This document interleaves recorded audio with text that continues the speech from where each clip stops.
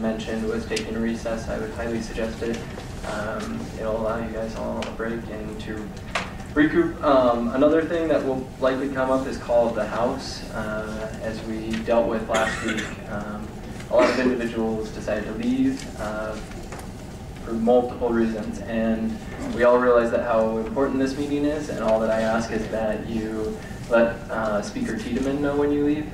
So if the call of the House passes, it will need a majority to pass.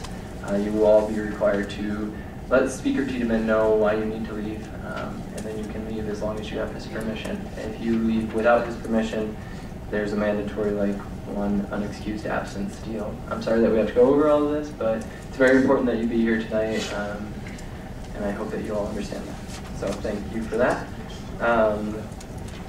Let's see. I went back and looked at a few 475 ride pieces of information just to let you all know, trying to continue to hold ourselves accountable to you. The ride time that we didn't have last time, we calculated that, and the wait time's 20 minutes and 30 seconds. As somebody kindly noted to me, that's about as fast as my friend would go pick me up. So I think that's doing a pretty good job. I hope you guys all agree as well. As far as letters sent out, Amanda and I didn't necessarily know exactly what those numbers were, but there were 95 letters sent out in October, which was for September ridership, 132 in November, which was for October ridership, 63 in December, which was for November ridership, 18 in January, which was for December. So as you can see, I think the numbers are pretty telling that abuse is down pretty significantly, so I hope you guys all take an appreciation in that. And I think that I had a few other things.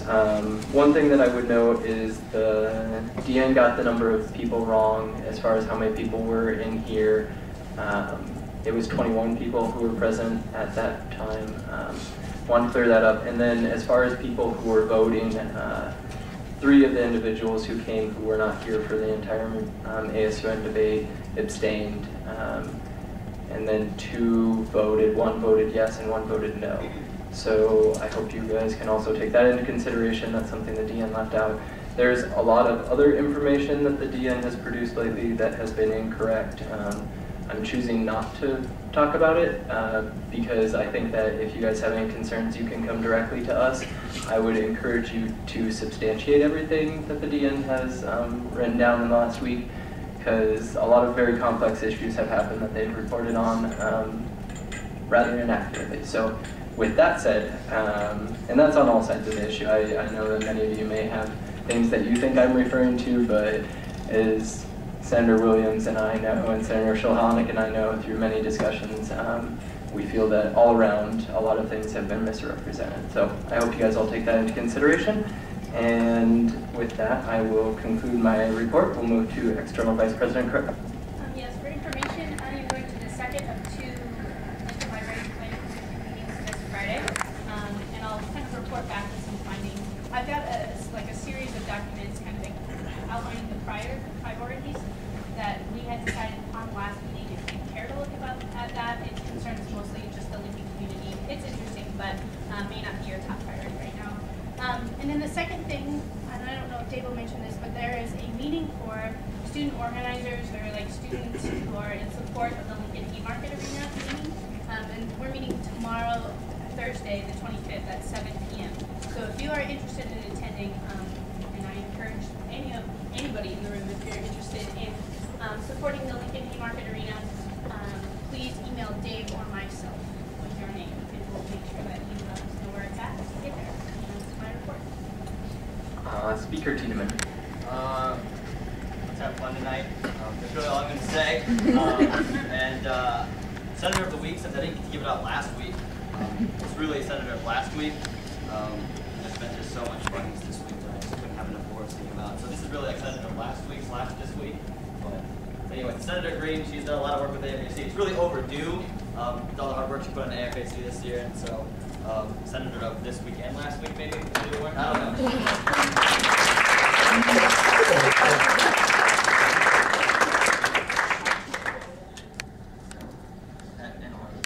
Thank you, Speaker Tiedemann. Appointment Secretary Garcia. So report. Thank you. Government Liaison Committee Chair Barmore. Thank you. Next week, GLC will be coming forth with a couple bills. One covering Don't Ask, Don't Tell.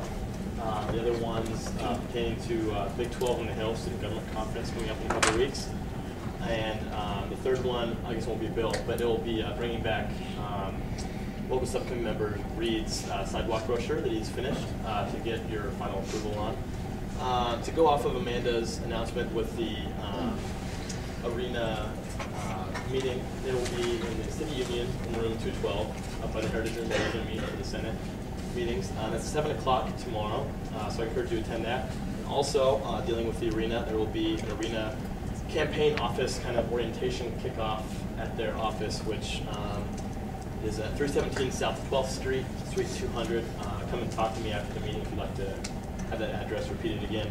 It's that is on Friday, this Friday at 4:30. So I'm sure they'll.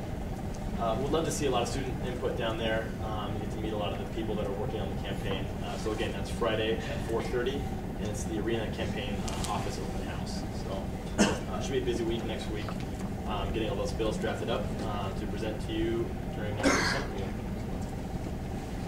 All right, thank you. FCLA Chair Lee. Thank you. DSDC Chair Shalhana.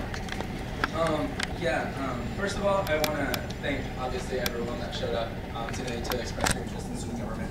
Obviously, it's overwhelming for us a little bit because we don't ever see any of your faces. Hopefully, this isn't the last time, but I'm really glad to see all of you here. In addition, I will note that if you look at the agenda, the bills that many of you discussed are towards the end of the agenda. So I do want to encourage you to stay. We didn't want to just hear your voice and see you all leave. So especially with the recess, or that recess that we're probably going to do, please stay and keep your support here the whole time. Beyond that, DSCC is doing some really cool things. I'll keep that for next week. Senators, I'll include it in the takeout for this week, but I'd like to keep the focus on this. Thank you, Senator Shalhana. That will conclude executive reports. Council is coming back to President Collins. We will now enter committee reports. Academic Committee Chair Solomon. Yeah. Today we had a great meeting. We had a few FCLAers for drop by and partake in the meeting. What we have coming up here, Senator Whitsett set up a meeting with the Nebraska bookstore to talk about their textbook rental policy to make sure we can shed some light on a couple of the things that were questionable when we first saw the policy itself. Beyond that, we're still working on some of the projects we set forth this summer. Contrary to popular belief, I did not personally implement the ACE education system. I would love to take credit for that, but that was not me. But we are continuing our cooperation with the Department of Undergraduate Studies on the ACE program, seeing as it's almost completed its first year in action. So look forward to some stuff on that, and that concludes my report. Thank you, Chair Solomon. Campus Life Committee Chair Barker. The shirt designs are due this Friday, so there's $200 up for gas, so make sure you get those in. Sign up for wheelchair basketball. There's house announcements going around, and then we all see quite a few more volunteers for that full event on the 28th. The attraction man will be this Thursday at 8 p.m. in the Union Ballroom. I know Senator Solomon and Senator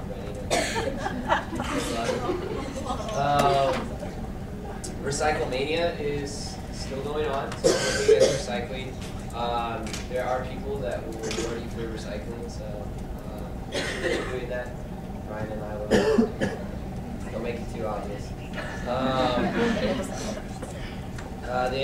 Brian and our Vice President Copeland and I met with the students from the Environmental Studies class last Saturday. They're going to be doing a sustainability inventory for housing. We felt that in the time frame that they had and